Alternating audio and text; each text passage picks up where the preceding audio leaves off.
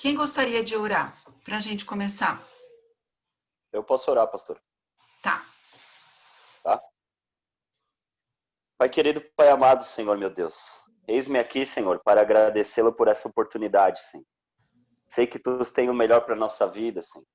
Sei que Tu nos vais levar pelos Seus caminhos santos, puro, elevado. Nos guie nesse momento, Senhor, pelas veredas da Tua justiça. Nos esvazie, Senhor, toda a nossa mente nesse momento. Que nossos ouvidos, Pai, estejam sensíveis a ouvir a Tua voz, a ouvir esse aprendizado sobre a Tua palavra, fonte da água viva, Pai.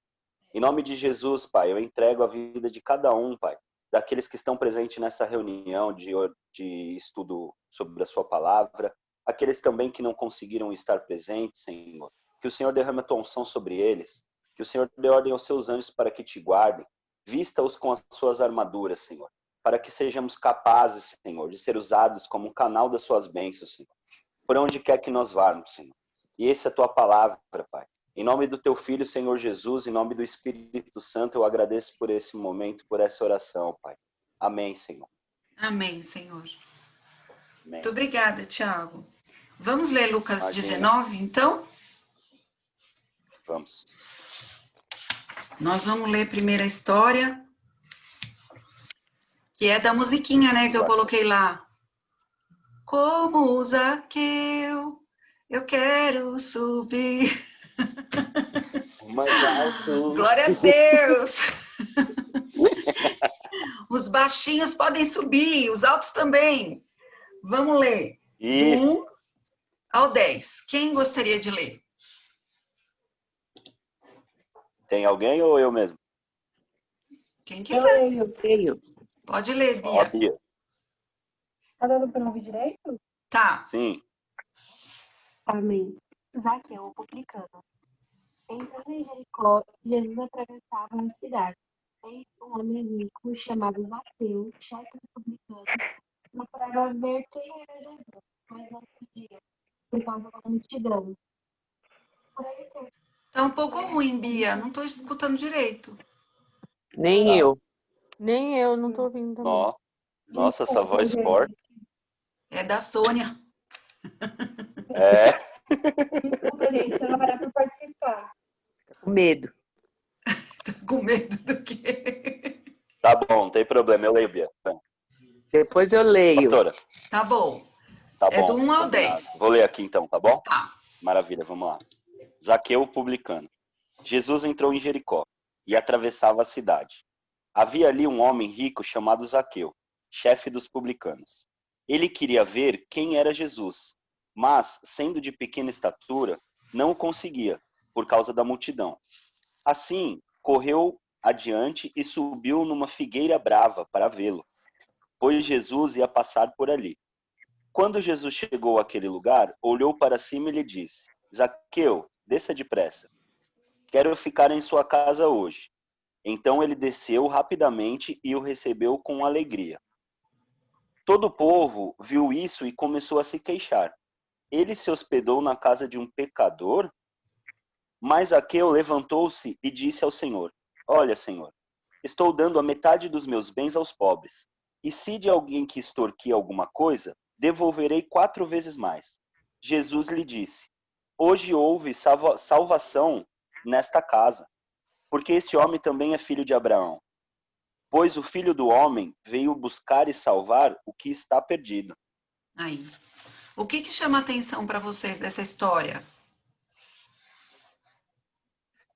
Olha, para mim, pastora, na observação que eu fiz aqui, depois os irmãos aí podem compartilhar, é muito importante porque o Zaqueu, primeiramente, ele não se preocupou, como ele sendo um publicano, né, tendo uma certa hierarquia perante a sociedade, ele não se preocupou com a sua dignidade, né? Então isso é uma conversão totalmente social, assim, porque ele se expõe, entre aspas, ao ridículo de subir, se elevar ao mais alto sobre essa figueira brava para chamar a atenção de Jesus, né? Então isso é um ponto que me chamou uma atenção no início. É, verdade. Até eu estava escutando o Mário Persona e eu nunca tinha prestado atenção num detalhe, que ele correu. E quando ele soube que Jesus ia passar por certo ponto, ele corre. E assim, as vestes naquela época dos homens era aquele saião, né? Então você imagina, o cara puxou a saiona lá, saiu correndo, mostrando os joelhinhos dele. Aí, não só isso, ele teve que subir na árvore. Só que naquela época, o pessoal, os homens não usavam roupa de baixo. Era meio diferente. Então, eu não sei como que foi essa subida também. E exatamente o que o Tiago falou. Ele não estava preocupado com o mico que ele estava passando, né?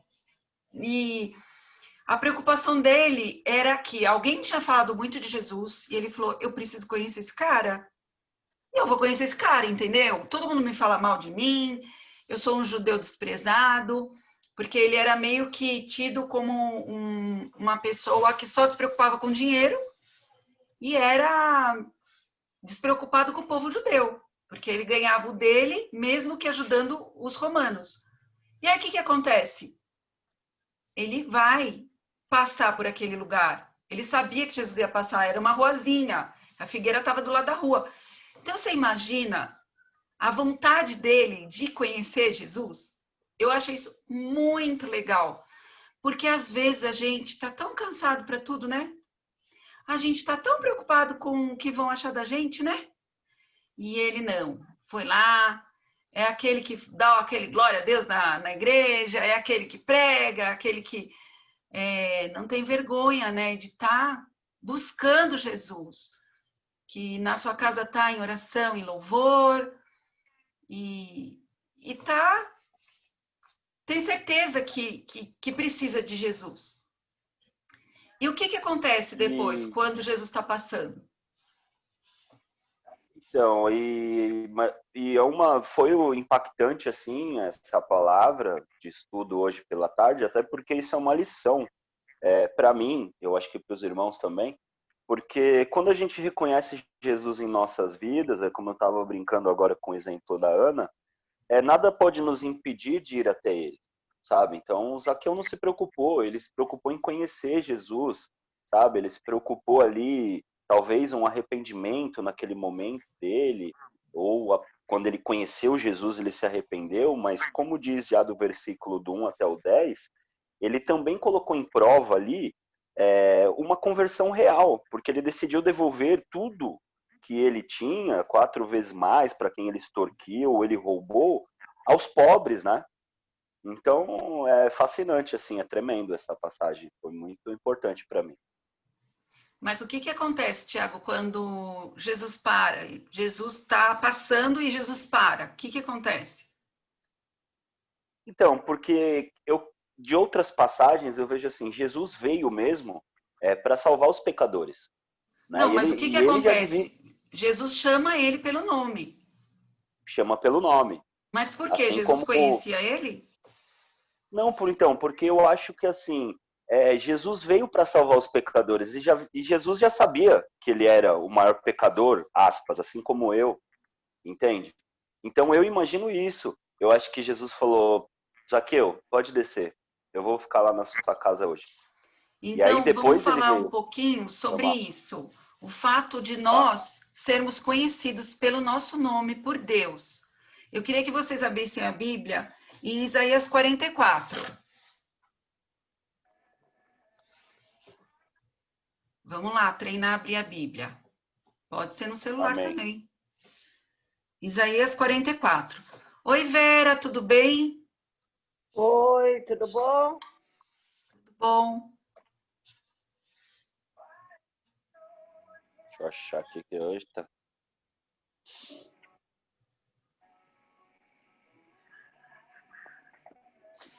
Isaías 44, versículo 24.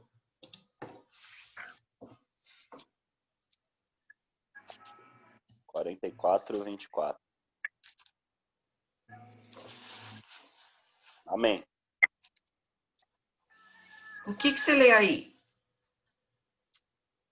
Vou ler, peraí. Chega lá. 44, versículo 24. 24. Amém. Assim diz o Senhor, o seu Redentor, que o formou no ventre. Eu sou o Senhor, que fiz todas as coisas, que sozinho entendi os céus, que espalhei a terra por mim mesmo. Continua? Sim, até o Ou eu errei? 28. Até o 28. Tá. Que atrapalha os sinais dos falsos profetas e faz que todos os adivinhadores que derruba o conhecimento dos sábios e o transforma em loucura, que Ai, executa as gente, palavras... eu peguei errado. Amém, amém, Eu não tem peguei problema. errado. Quer Me ver aí desculpa. direitinho? Eu tenho mais uma observação aqui referente ao Lucas, enquanto você vê aí, se você quiser. Pode ver, pode falar. Então é isso. E aí eu entendi, pessoal, assim, que existiu uma real conversão genuína na conversão de Zaqueu, não só apenas por palavras, né? Porque, assim, hoje em dia a gente vê muito, eu digo por mim mesmo, sabe? Eu fui muito... eu conheço Jesus, eu sou crente, eu sou de Jesus, mas aí depois, entendendo hoje, estudando isso sobre Lucas, aí eu entendi qual seria uma real conversão. Porque, na verdade, ali ele queria devolver tudo que ele tinha para seguir Jesus. E ele era um cara rico. E Jesus diz uma coisa que é quase impossível, uma vez que um rico se converter, até porque não por ser humano ou pecador, até por se apegar sobre os seus bens e riquezas. E ele ter que se trocar tudo isso para seguir Jesus, largar tudo isso, né, o apego material. Essa foi uma observação também que eu fiz. Então, voltando um pouco, depois a gente fecha com esse negócio da riqueza, tá bom? Voltando um pouco só para o fato dele ter olhado para cima e chamado. É o versículo 48, tá? Desculpa, 28. É o Isaías 44, mas é o versículo 28, que diz assim. Ele diz acerca de Ciro. Ele é meu pastor e realizará tudo que me agrada. Ele dirá acerca de Jerusalém, seja reconstruída. O que Isaías estava fazendo? Isaías estava dando uma profecia de uma pessoa que ia reconstruir Jerusalém. Ia ser usado por Deus. Quem que foi Ciro? Ciro foi um rei. E esse rei reconstruiu Jerusalém. Deus colocou no coração dele. Mas ele não era do povo judeu. Então, só que tem um detalhe dessa profecia. Ciro não tinha nascido ainda. Ciro foi nascer depois de 150 anos dessa profecia. Deus não falou assim, eu vou chamar alguém, um rei que vai reconstruir. Deus deu um nome para ele. Quando ele nasceu, a mãe dele deu um nome para ele. Vê se vocês entendem o que eu estou falando. Assim, nós também, cada um de nós, tem um nome diante de Deus. Jesus falou, eu não sou Deus de mortos, mas eu sou Deus de vivo. Eu sou Deus de Abraão, de Isaac, de Jacó. Nós temos nome no céu. Então, como Deus, ele conhece todas as estrelas pelo nome, ele conhece todos os seres humanos pelo nome. A gente não consegue entender isso, mas é isso. Então, quando Jesus para debaixo daquela figueira e ele fala algo para ele, Zaqueu, eu não sei você, mas eu acho que o coração dele deve ter disparado. E Jesus continua, desce depressa, não fica aí, dando de bobeira, não. A obra que eu quero fazer na sua vida, eu quero fazer logo. E aí ele vai para casa de Zaqueu. Aí tem o burburinho e as pessoas acham um absurdo Jesus estar convidando esse homem. E aí Jesus, ele encerra falando, né, que ele veio para os pecadores, para os perdidos, como o Tiago falou. O que acontece é que ninguém consegue conquistar a sua salvação. E Jesus fala algo tremendo para ele na casa dele. Depois que ele fala que ele vai devolver e tal, mas ele fala algo tremendo, que eu quero que vocês fiquem atentos a isso. Ele falou, este aqui também é filho de Abraão. Abraão, no Novo Testamento, é tido como pai da fé. Não é uma questão de tudo que ele fez para conquistar a salvação. Ele teve fé em Jesus Cristo primeiro. Como consequência da fé e do seu encontro com o Salvador, ele compreende algo que ele não conseguia fazer antes. E ele, então, dá metade da sua fortuna para os pobres. E uma outra parte ele dá para as pessoas que ele tinha prejudicado. Não significa que ele ficou pobre. E não significa que ele parou de trabalhar. Pode ser que esse homem continuou rico. Mudou algumas atitudes. E isso também vem de encontro àquilo que a gente falou no outro capítulo. Quando que o homem rico, aquele jovem rico, desprezou Jesus. E Jesus disse, é muito difícil um homem rico entrar no reino dos céus. Né? E ele fala isso e os discípulos falam, e agora? Aí ele fala, mas o que é impossível ao homem é possível a Deus. O que ele quer dizer com isso? Um homem rico pode ser tocado por Jesus também. A questão é que tudo que é salvação, toda salvação é sobrenatural. Não é porque o homem tem capacidade de se salvar. Toda vez que a gente coloca a capacidade da salvação no homem, a gente está tirando a glória de Deus. Nós estamos tirando a eficiência do Espírito Santo de convencer o homem do pecado, da justiça e do juízo. Olha a diferença. O homem rico chega para Jesus e diz, olha, bom mestre, como eu faço tudo direito. O Zaqueu quer só conhecer Jesus. Ele tem fé que Jesus é alguém diferente. Olha a diferença dos dois, homens ricos. Ele não bateu no peito, ó Jesus, olha como eu sou bom. Não, eu sou muito baixinho, mas eu quero te conhecer. Eu sou pecador, mas eu estou aqui, eu quero te conhecer. E isso é suficiente para Deus tomar o próximo passo, porque ele veio para o pecador e veio para o arrependido, né? E veio para o doente, entenderam? Olha que lindo é o evangelho. Ele é de arrepiar, gente, não dá. Não dá, o evangelho é demais. Ele tira a gente da caixinha. A gente acha que é uma coisa e é outra. Jesus está falando outra coisa.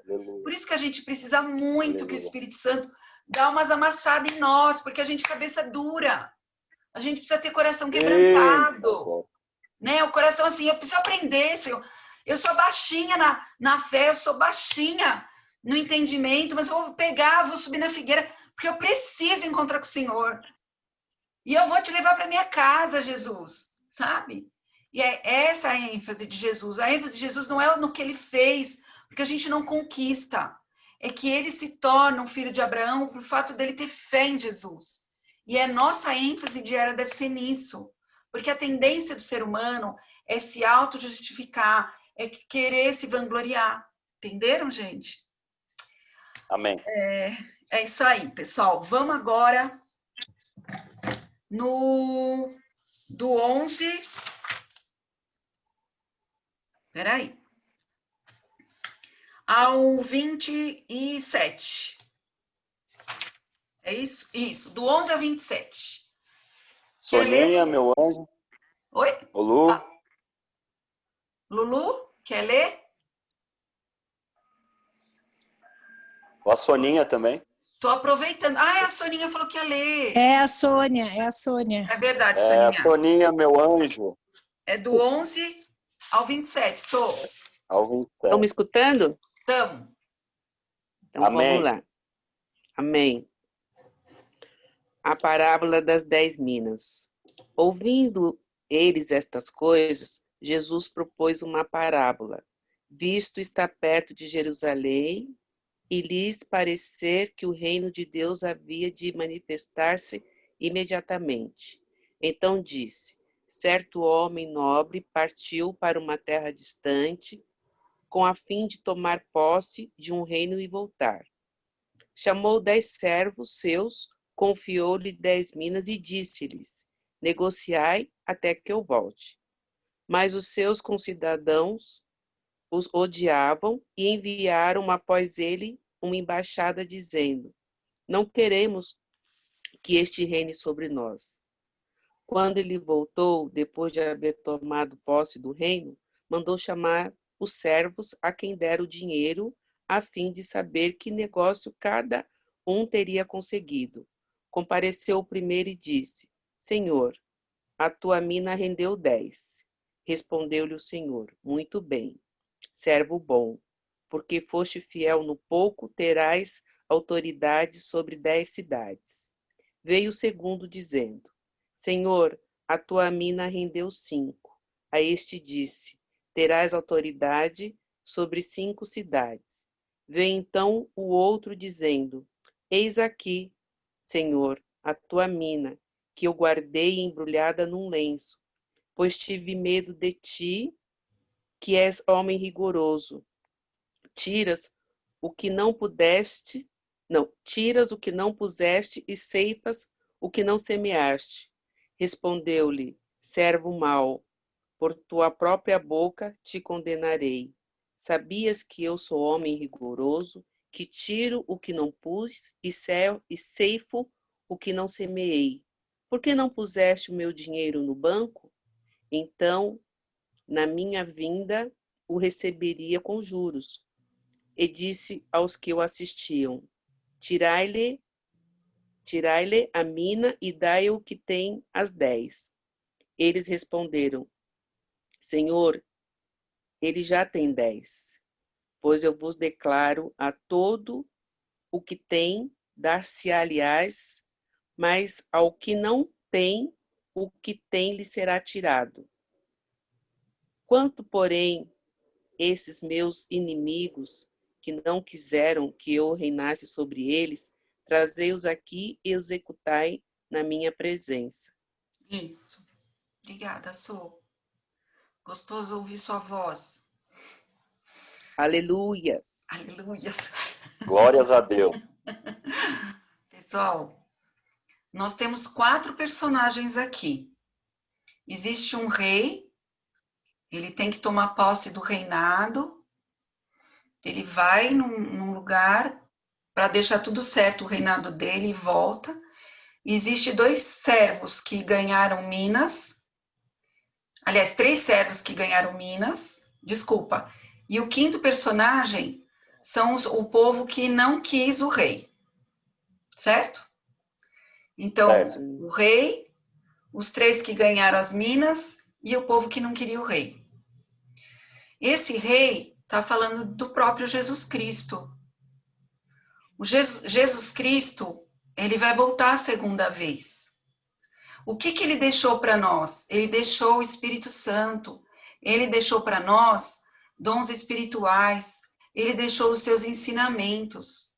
Ele já nos fez homens e mulheres capazes de ter sabedoria, de ter pensamentos, né? De ter emoções.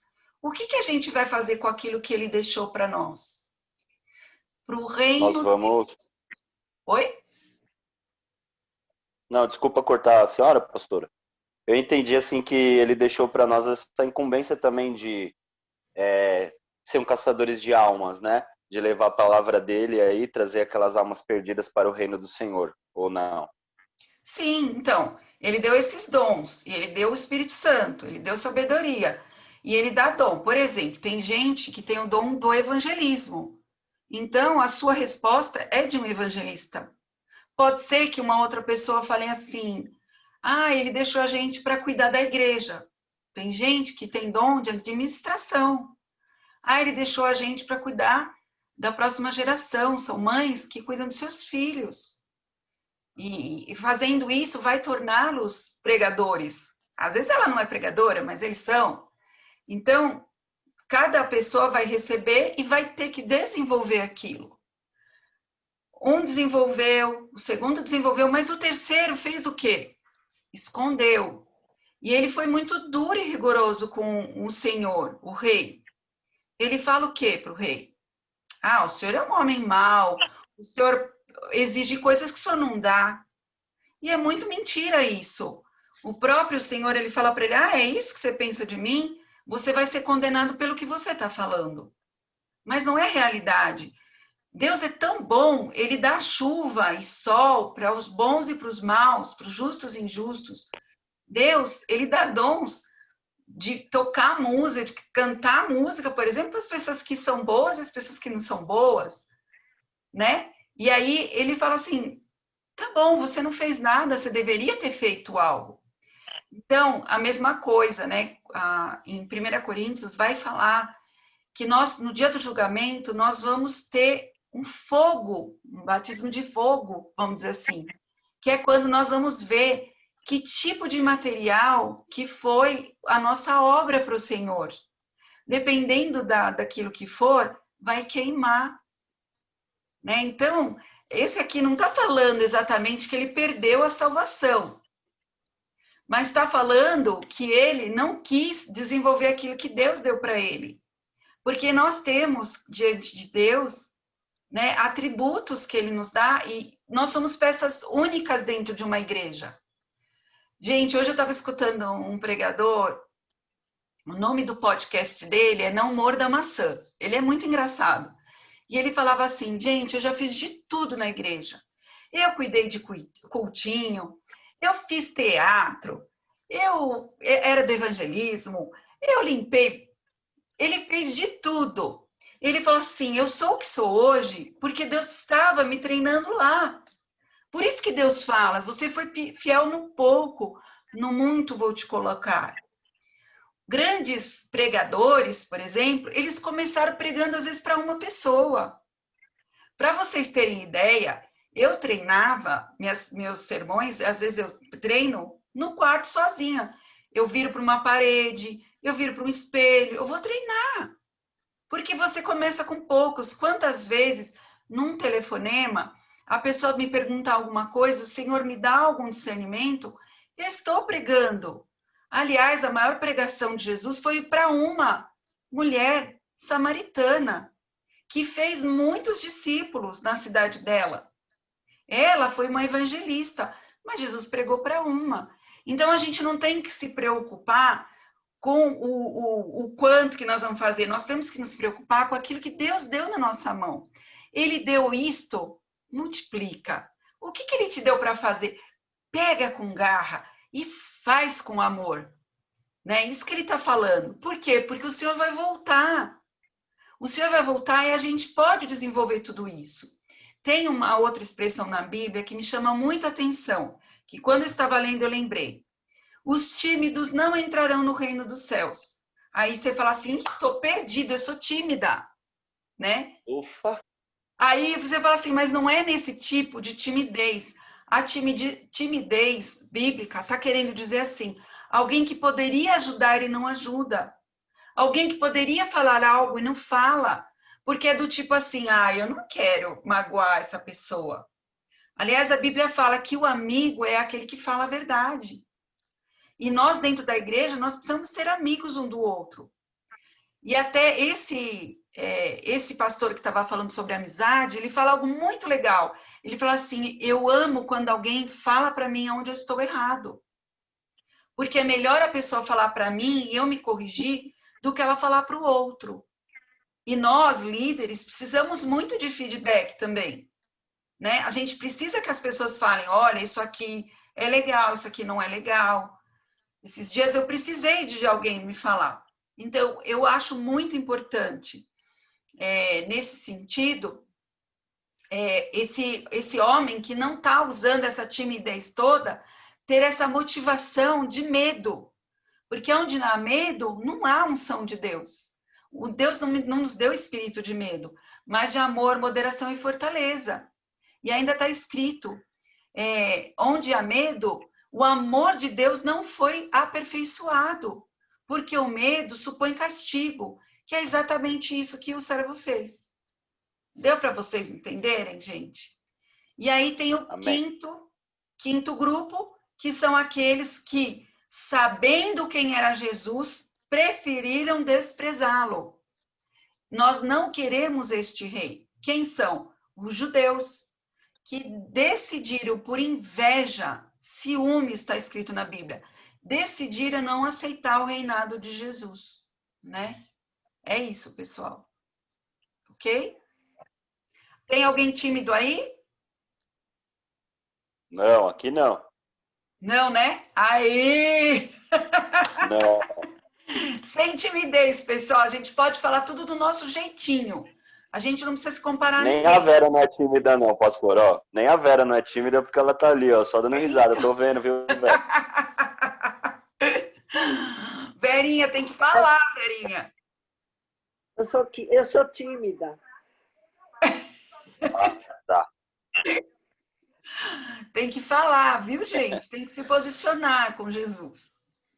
Então, vamos lá. Agora nós vamos para do 28 ao 28 ao 48. 40. A Lu quer ler, Lu? Eu leio, dá para me ouvir? Tá. Dá. Ótimo. É até o 40. Até o 40? Isso, 28 ao 40. A entrada triunfal. Depois de dizer isso, Jesus foi adiante, subindo para Jerusalém. Ao aproximar-se de Betfagé, é isso? Isso. Betfagé e de Betânia, no monte chamado das Oliveiras, enviou 2 dos seus discípulos, dizendo-lhes: Vão ao povoado que está adiante, e ao entrarem, encontrarão um jumentinho amarrado, no qual ninguém jamais montou. Desamarrem-no e tragam-no aqui. Se alguém lhes perguntar por que o estão desamarrando, digam-lhe: o Senhor precisa dele. Os que tinham sido enviados foram e encontraram o animal exatamente como ele lhe tinha dito. Quando estavam desamarrando o jumentinho, os seus donos lhe perguntaram: por que vocês estão desamarrando o jumentinho? Eles responderam: o Senhor precisa dele. Levaram-no a Jesus, lançaram seus mantos sobre o jumentinho e fizeram que Jesus montasse nele. Enquanto ele prosseguia, o povo estendia os seus mantos pelo caminho. Quando ele já estava perto da descida do Monte das Oliveiras, toda a multidão dos discípulos começou a louvar a Deus alegremente e em alta voz, por todos os milagres que tinham visto. Exclamavam: Bendito é o Rei que vem em nome do Senhor, paz no céu e glória nas alturas.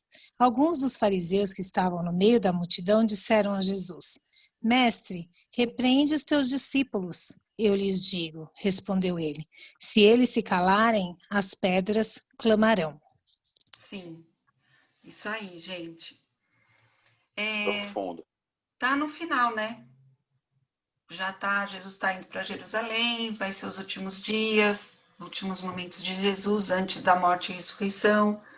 E ele sempre está cumprindo a palavra de Deus, gente. É impressionante como é lindo, como tudo se encaixa, como Deus sabe tudo. E aqui ele está cumprindo uma profecia. Eu queria que vocês pegassem aí na Bíblia de vocês, Zacarias 9.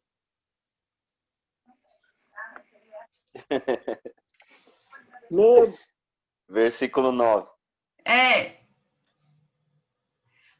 Olha lá, ele estudou, o Tiago. Estudei, pastora. Deus é maravilhoso. Daqui a pouco tá dando aula, hein, Tiago? Quem sabe um dia, né, pastora? É. Ainda não. Se você quiser, você tem que buscar, você vai ter. Desenvolve aí. Estou buscando. É isso aí. É isso aí.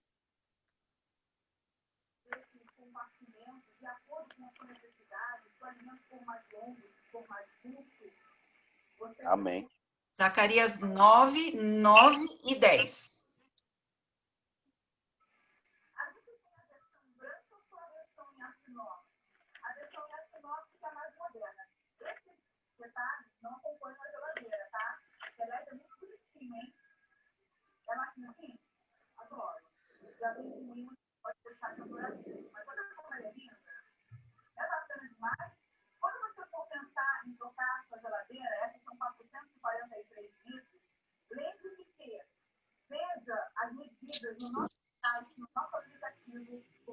Zacarias 9. Isso, versículo Isso, 9. 9, versículo 9. Pode ler, quem achou pode ler. Pode ler? É a vinda do rei de Sião. Alegre-se muito, cidade de Sião. Exulte, Jerusalém. Eis que o seu rei vem a você, justo e vitorioso, humilde e montado num jumento. Um jumentinho, cria de jumenta. Isso. Até esse detalhe a gente vê aqui. O que tipo de jumento que era? Ele era ainda novo, ainda, né, estava com a sua mãe. E ele era novo, mas o suficiente para carregar um homem, tá bom? E aí o que acontece é que até o jeito de pegar esse jumentinho Jesus determinou. Tudo determinado por Deus, gente. E os discípulos põem as capas deles em cima desse jumentinho, Jesus senta em cima, e aí o povo com muita alegria diz, né, que bendito seja o rei que vem em nome do Senhor, tal, e coloca os ramos ali para ele passar. E aí ele está cumprindo também. Salmo 118 fala sobre isso. Bendito é o rei que vem em nome do Senhor. Eles estão citando esse salmo. E é interessante que nesse momento Jesus ele não mostra-se como um rei vitorioso, num cavalo, como ele está em Apocalipse. Apocalipse 19, 11 e 12, Jesus está montado num cavalo branco. Ele está todo poderoso, né? Que é quando ele está no seu reino de glória. Aqui não, ele vem como um servo humilde. Você viu o que está escrito? Ele vem em humildade. Ele vem como aquele que serve, que vai morrer por amor à humanidade, que vai ressuscitar. Mas aí em glória mesmo ele está em Apocalipse, para a gente ver a diferença, né? E o povo estava querendo muito que ele fosse já esse tipo de rei, que destruísse os romanos, que resolvesse os problemas financeiros, econômicos, políticos todos. E Jesus não, ele tinha outra intenção. A intenção dele é salvar o pecador. Então é muito linda essa passagem realmente, porque ele está cumprindo uma profecia de Deus. Alguma dúvida? Não. Você viu que eles falam paz no céu? Paz no céu, né? Que eles dizem. O que acontece é que os próprios judeus, depois, eles rejeitam Jesus. Muitos daqueles que declaram isso tudo para ele, depois vão rejeitar ele. Então, os judeus é um povo, até hoje, que não teve muita paz, né? A gente vai entender melhor agora, do versículo 41 ao 44. Vera, você quer ler? Posso ler. Então, vamos lá. Vocês me ouvem bem? Sim. Amém. Lamento sobre Jerusalém. Quando se aproximou e viu a cidade, Jesus chorou sobre ela e disse: se você compreendesse nesse dia, sim, você também, o que traz a paz. Mas agora isso está oculto aos seus olhos. Virão dias em que os seus inimigos construirão trincheiras contra você. A rodearão e a cercarão de todos os lados. Também a lançarão por terra, você e seus filhos. Não deixarão pedra sobre pedra, porque você não reconheceu a oportunidade que Deus lhe concedeu. Continua? Não, só isso. O que a gente vê aqui? Uma profecia também de Jesus, falando o que aconteceria com Jerusalém. O que vai acontecer com Jerusalém nos anos 70, depois de Cristo? Vocês sabem? Vai ser destruída pelos romanos. Isso mesmo. E aí eles vão cercar a Profetizou, né, cidade. Jesus? Que mais?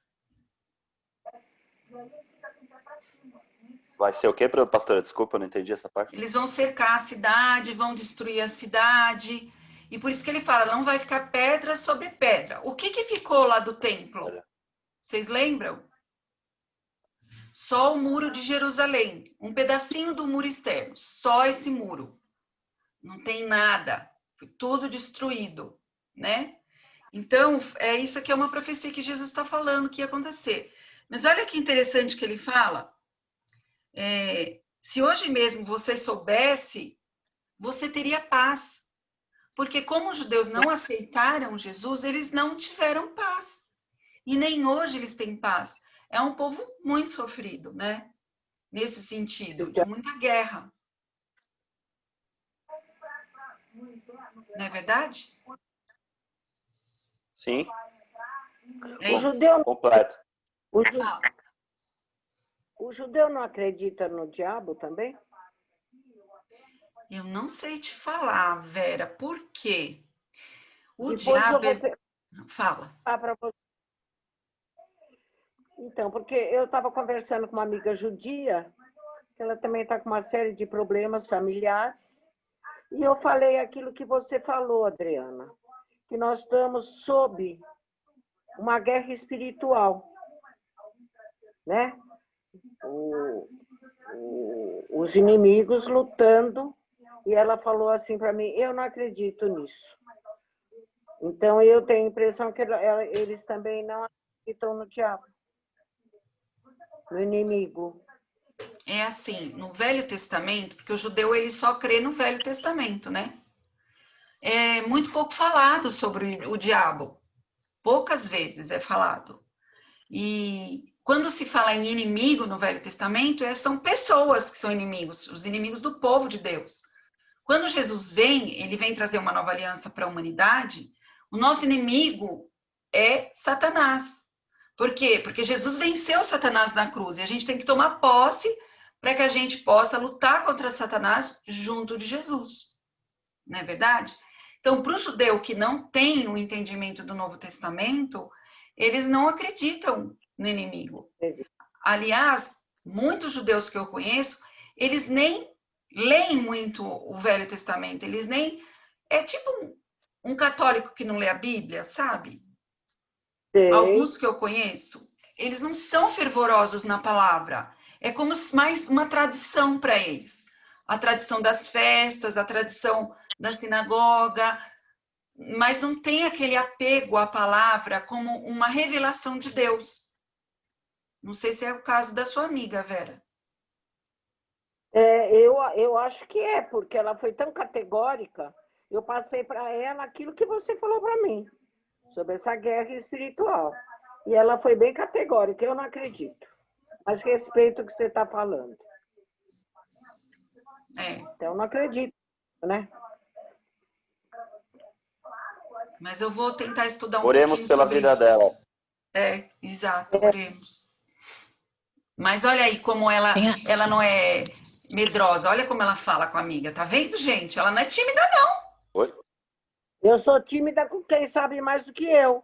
Não é tímida, O que eu aprendo aqui, eu passo para frente, sim. Tá Mas ótimo. Aqui, são muito sábios. Eu estou muito Fala, Lu. Adriana, eu estava lembrando do Holocausto, né? Que os Eu judeus também. sofreram, né? Eu lembrei também. Muito. Nossa, que coisa. Também lembrei. É isso, pessoal. Amém. Vamos lá, então. 45 até o final, ó, 48. Vamos lá, Jesus purifica o peraí, templo. eu esqueci de falar uma coisa importante. Diga. Gente, eu esqueci de falar uma coisa muito importante. No versículo 41, diz que Jesus chorou. Chorou. Ele só chora 2 vezes. Uma vez é quando ele vai visitar o túmulo de Lázaro. E quando ele encontra com Marta e Maria, ele chora.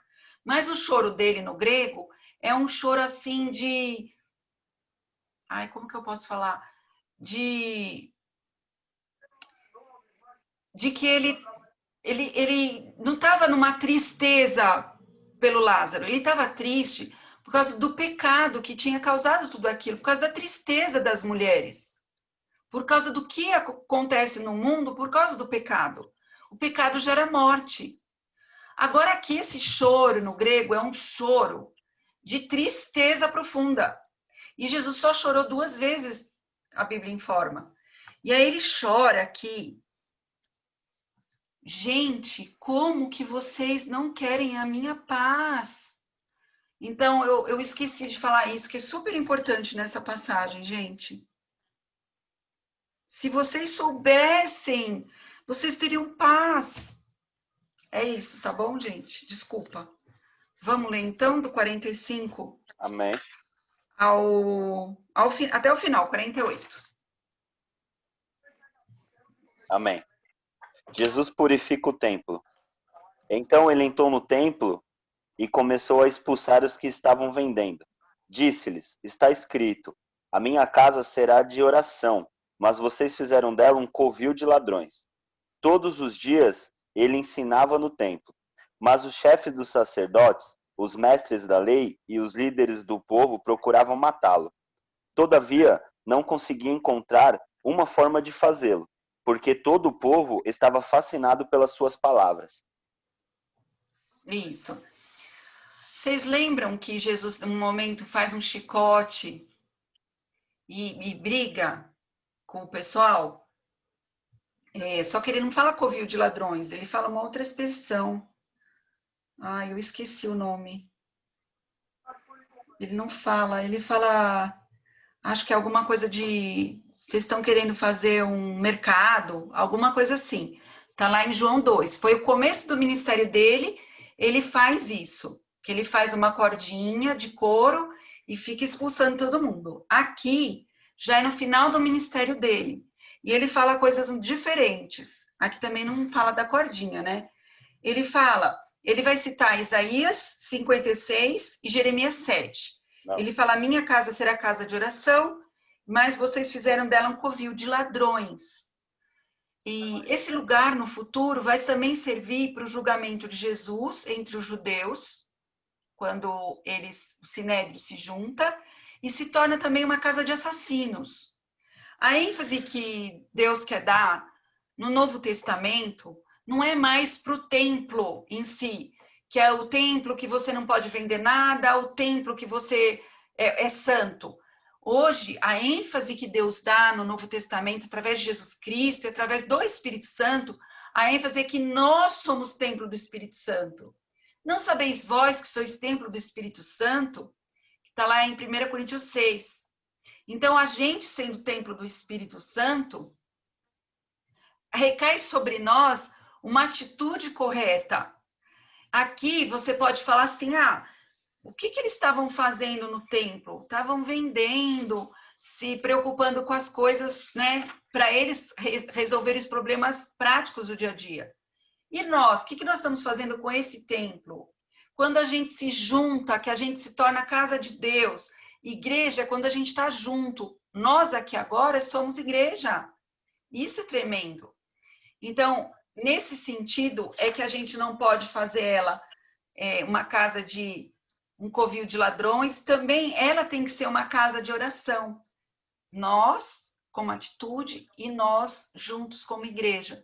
E a igreja universal, que são todos os crentes no mundo todo. É isso, pessoal. Pastora, Fala. eu não sei se é correto devido a essa última passagem aqui do Lucas 19, Jesus purifica o templo. Eu achei algo em Malaquias, capítulo 3, no versículo 1. Diz assim, vejam, eu enviarei o meu mensageiro que preparará o caminho diante de mim. E então, de repente, o Senhor que vocês buscam virá para o seu templo. O mensageiro da aliança, aquele que vocês desejam, virá, diz o Senhor dos Exércitos. É relativo ou não? Para mim, parece mais falando de João Batista, mas eu tenho que olhar na Bíblia de Estudo o que fala. Porque aquele que preparou o caminho para Jesus foi João Batista, né? Não sei, mas você viu em algum estudo bíblico? Eu assisti, eu fiz a primeira leitura hoje pela parte da